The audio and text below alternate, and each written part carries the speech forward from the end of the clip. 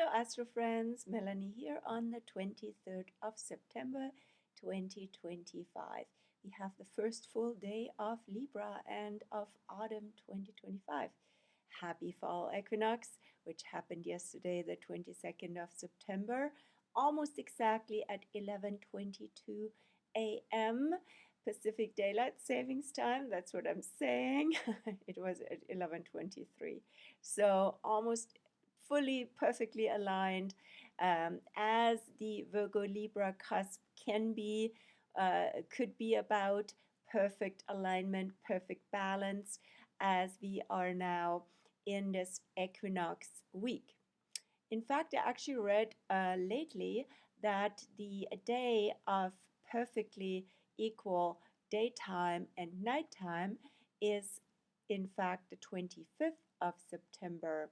That depends on your location on planet Earth. There's a lot of astronomical calculations going into that, so I leave that up to you to research further. But of course, we celebrate the equinox as the sun enters Libra on the 22nd. And yeah, a new season has started. And we're having quite a shift now into Libra energy, but also into Scorpio energy via Mars, having entered Scorpio today.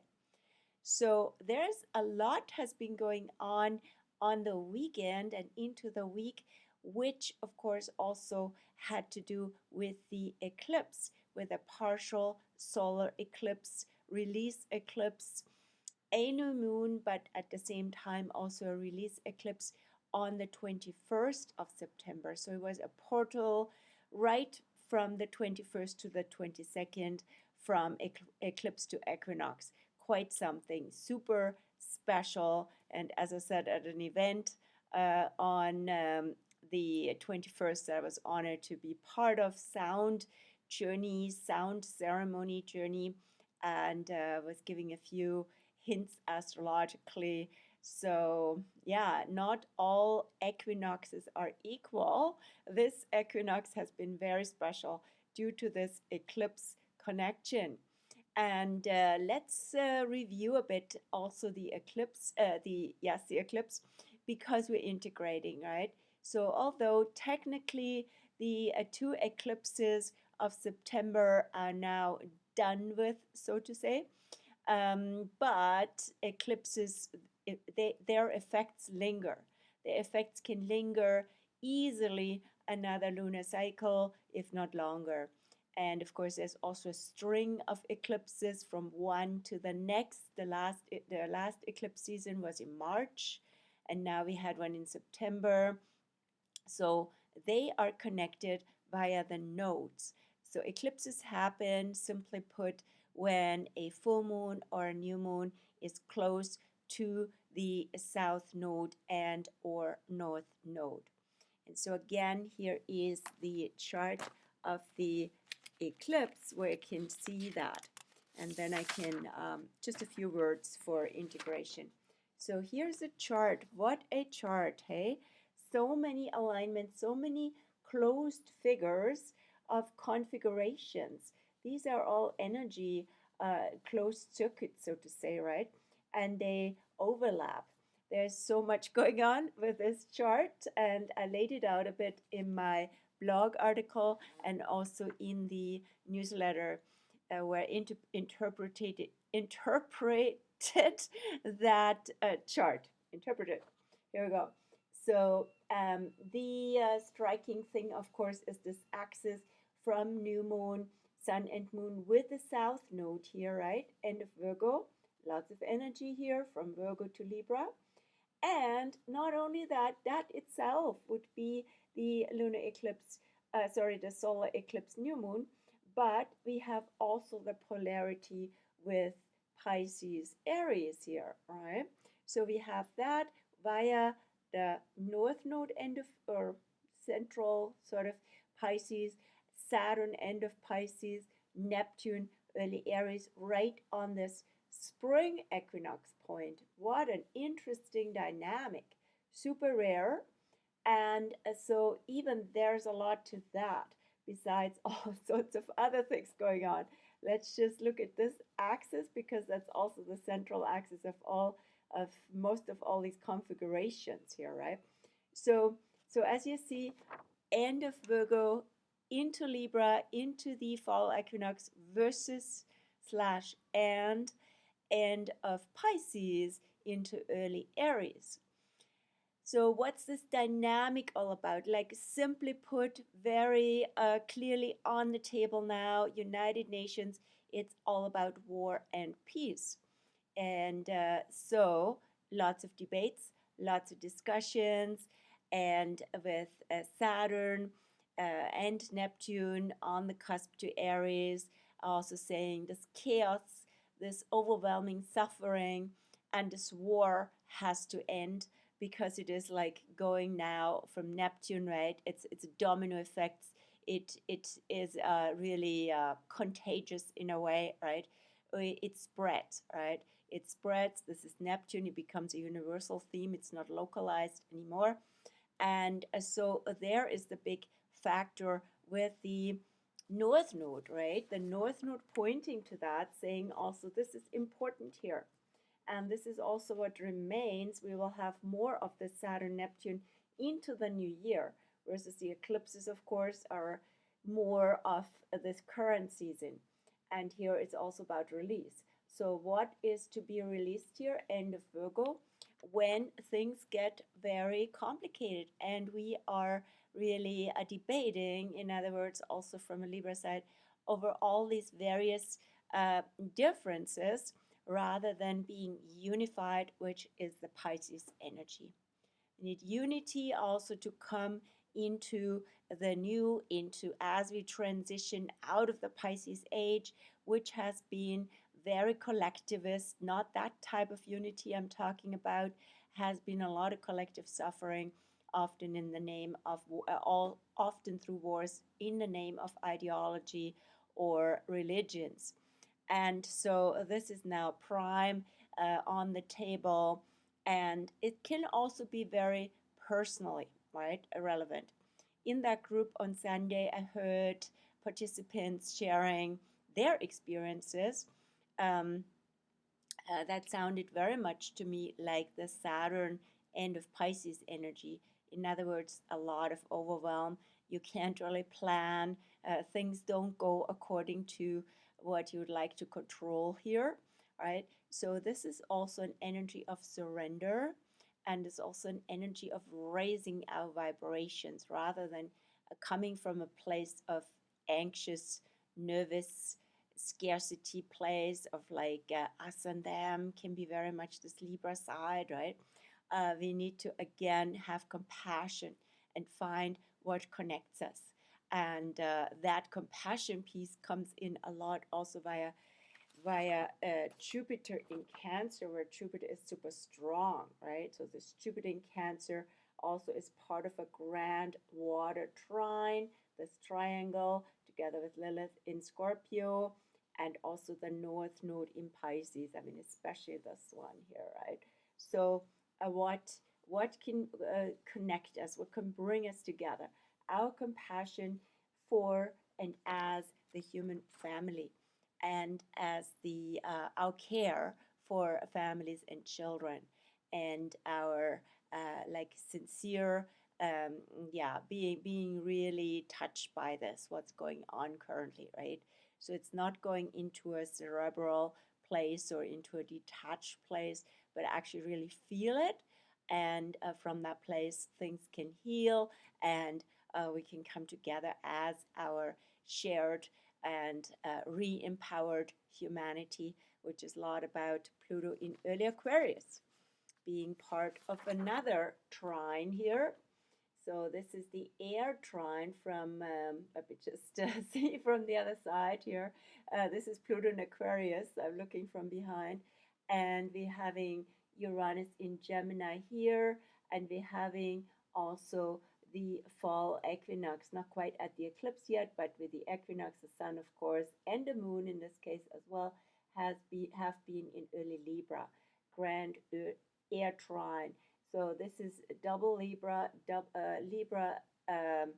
Gemini with Libra undertone, and Aquarius with Libra undertone. So Libra became really strong also with the eclipse through this triangle.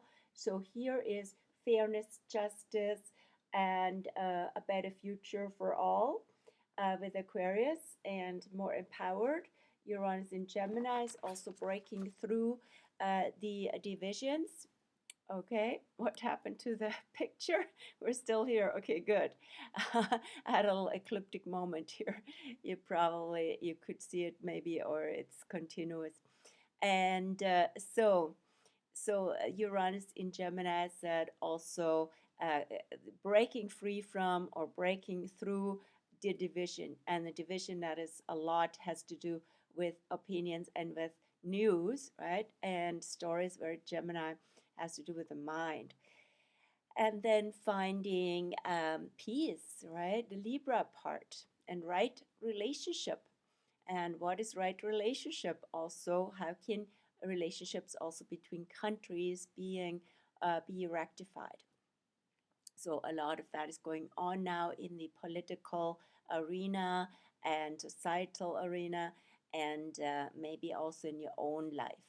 And as I said before, things can't be so controlled anymore. Saturn retro in Pisces.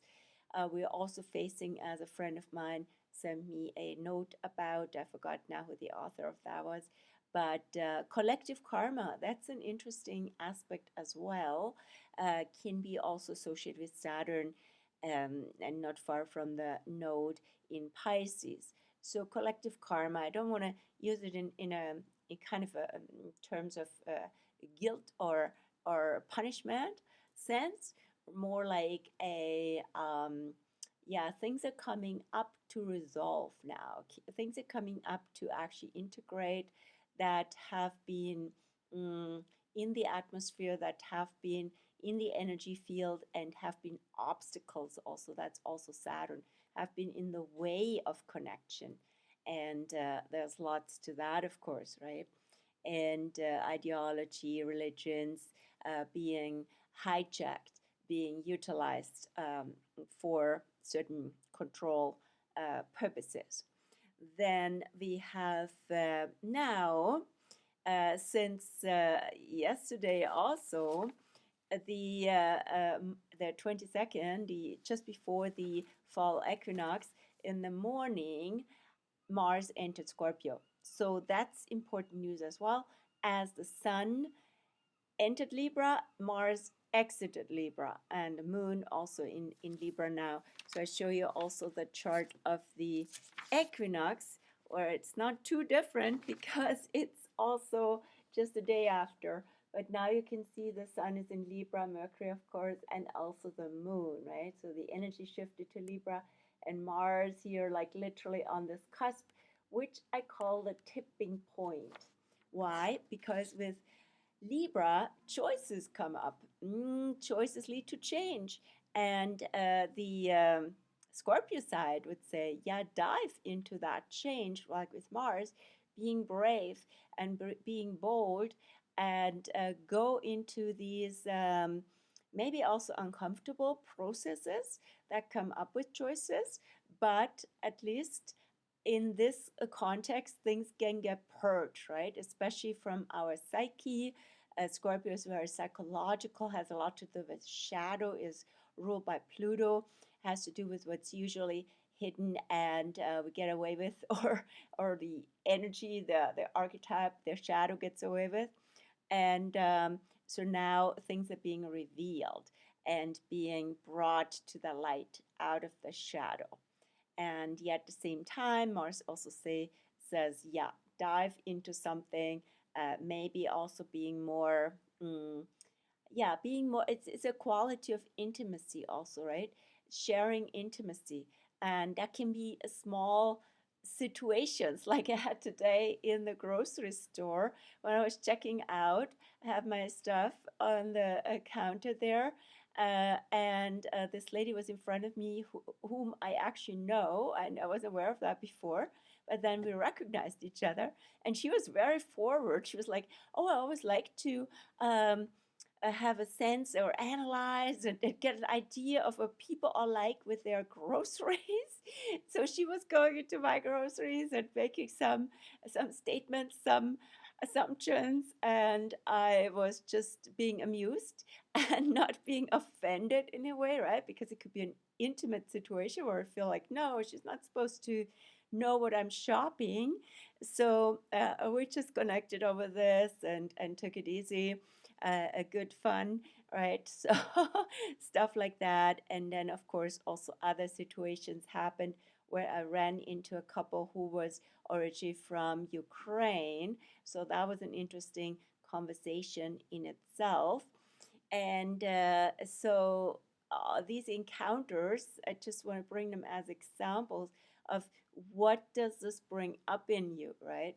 When, you're having this meeting, or Now Mars will be in Scorpio until November 4th, so right into the center of Scorpio season, and it's the first planet, of course, going into Scorpio. So we're having now quite the shift from this Virgo, Libra dynamic now to Libra and Scorpio, which is early and central fall. Maybe you also notice it in the atmosphere or in your weather where you are, right? We're really shifting, and Mars is perceived much better placed in Scorpio than it was in Libra, because with Libra, it's the energy was invested a lot into debating possibilities, sitting on the fence, and being maybe a bit paralyzed, right? Because Mars per se wants to be bold and wants to move forward. Mars rules Aries, right? But Libra is hesitant, and Libra always sees the other side. So maybe you notice that. And then, of course, a lot of stuff happened regarding peace being not very attainable.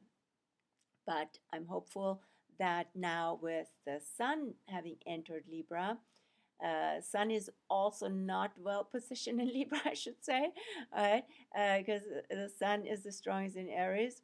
But at least things are called out with Sun, Mercury, and the Moon. What is needed for fairness, for right relationship, for peace, and so on, right? And so we're definitely strongly in this dynamic right now, which can also show up in personal lives as wanting to have a tranquil, peaceful environment or lifestyle, and then new things happen. Or you say, this is too boring, I need more adventure, I need something new in my life, right? So this is kind of the dynamic between Aries and Libra. Then we have tomorrow, this is the 23rd now. So tomorrow, the 24th, we have quite a shift towards Scorpio, because the moon will enter Scorpio, and the moon and Mars will together square Pluto, the ruler of Scorpio, in Aquarius. So that is actually lends itself to intense stuff, right? So this can come up in encounters with people, in yourselves, in the world, right? So it has a lot to do with power and control versus like really being empowered together would be the idea of Pluto in Aquarius. How can Scorpio support that? Via creating, going deeper, right? Not staying on the surface, but actually being really touched with certain deep issues that we find out about each other, and that can connect us and can feel strong. So yeah, and so otherwise this week we'll have on Friday the 26th, the moon will enter at 2:37 p.m., will enter Sagittarius. This is the Phoenix point. So while the first part of the week has been more Libra and then Scorpio, Wednesday, Thursday, and then the energy shifts on Friday afternoon for the whole weekend with the moon in Sagittarius. And that is more uplifting, and here is also more trust, maybe after this process, more understanding, more really seeing what's been going on, and having the bigger picture, as I say, right? But it also lends itself, the Sagittarius moon lends itself very much to towards outdoors activities and all this. Then, yeah, Monday the 29th, nothing particularly striking astrologically, but we'll have an interesting sequence at 29th, the 30th, and the 1st in terms of the days that are being honored in different traditions. So we have on the 29th in the Christian and I believe mostly Catholic world, the day of the archangels, Michael, Gabriel, and Raphael. So this is where the helpers, the angelic helpers come in, the archangels, the top angels basically. They all have their various specialties, so to say. Michael is a warrior, and especially a warrior against the evils of the world, right? So Michael is known to having killed the dragon of Satan. And then you have Raphael being the healer. And then you have Gabriel being a messenger. So really, we can invoke them, especially when we have a connection to the angels and to the archangel. Then we have on the 30th, now in the last few years in Canada, Truth and Reconciliation Day, as interestingly positioned in early Libra, where it's all about the truth about Indigenous history or the colonial history in relation to the Indigenous cultures, and of course also bringing out the shadow of the colonization. Truth has to come forward for a reconciliation, or I would rather call it healing, all right, for healing to happen. So there's various events. There's in Victoria a urban powwow, highly recommended. And interestingly, the moon will be in Capricorn, which is also very traditional and is about the ancestors and elders and very grounding. And then we have on Wednesday, the 1st of October, will be this year Yom Kippur. As I understand, it's the Jewish one of the most important Jewish holidays, Day of Atonement with God. And how interesting that Yom Kippur is happening. And that is also, I believe, the 10th day after the Jewish New Year, Rosh Hashanah, and that started with a new moon. So this is a really interesting and powerful window in this, in different traditions, right, and in different now contemporary contexts. Okay, so lastly, I just wanted to reiterate that the early 10 degrees and 10 days of Libra, September 22nd till October 1st, have also an extra Libra undertone. So it is an extra layer of justice, fairness, right relationship, and balance. Peace, of course. Then, yeah, already talked about the moon. So I believe that's it. And I wish you a beautiful first week of autumn or fall. Bye.